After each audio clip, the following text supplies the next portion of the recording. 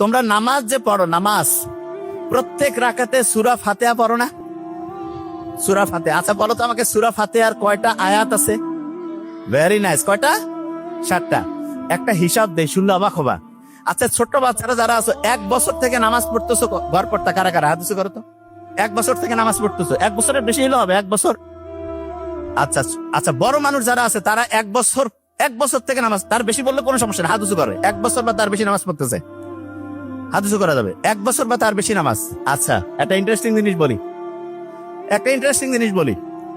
আপনি যারা 1 বছর নামাজ পড়ছেন, প্রায় 10,000 বার সূরা ফাতিহা আল্লাহর রহমতে পড়ে ফেলছেন।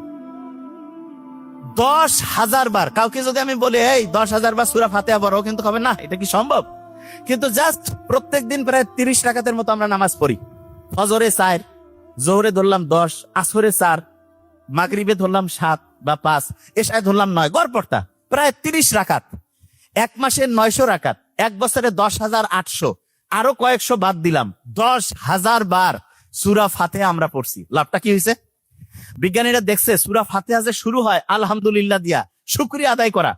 বিজ্ঞানীরা বলতেছে প্রত্যেক দিন সকালে উঠে তুমি যদি শুকরিয়া আদায় করো, এই যে চশমা, শুকরিয়া আদায় করো যে হ্যাঁ আমি ভালো আছি, তখন আমাদের শরীরের মাথা থেকে শুরু করে প্রত্যেকটা অংশ অ্যাক্টিভ হয়ে যায়, খুশি হয়ে যায়। যেমন আমি যদি বলি এই ছেলেটার খুব অসাধারণ ব্রেন, এই ছেলেটা অসাধারণ কিছু করবে, মনটা চাঙ্গা হয়ে যায় না? এইরকম যখনই আমি আল্লাহর কাছে শুকরিয়া আদায় করি, আমার শরীরের মাথা থেকে শুরু করে প্রত্যেকটা অংশ অ্যাক্টিভ হয়ে যায়, খুশি হয়ে যায়। এবং এরা যখন খুশি হয়ে যাবে, যে কেউ খুশি অবস্থায় বেশি কাজ করে না কম কাজ করে?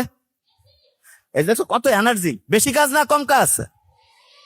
তাইলে আমাদের মাথা থেকে পা পর্যন্ত সবগুলো জিনিসকে যদি আমি খুশি করতে চাই, আমাকে আলহামদুলিল্লাহ বলতে হবে। কি বলতে হবে? তা আলহামদুলিল্লাহ তো এমনিতে বলতে মন চায় না, এই জন্য আল্লাহ নামাজের মধ্যে প্যাকেট করে দিয়ে দিছে। প্রত্যেক নামাজে আমরা সূরা ফাতিহা পড়ি, আলহামদুলিল্লাহ রাব্বিল আলামিন দিয়ে শুরু করি। আল্লাহর কাছে হচ্ছে শুকরিয়া আদায় করলাম, আমাদের শরীরের যত অঙ্গ প্রত্যঙ্গ আছে এরা খুশি হয়ে গেল যে আমরা ভালো কাজ করতেছি, তখন কাজের গতি আরো বেড়ে গেল।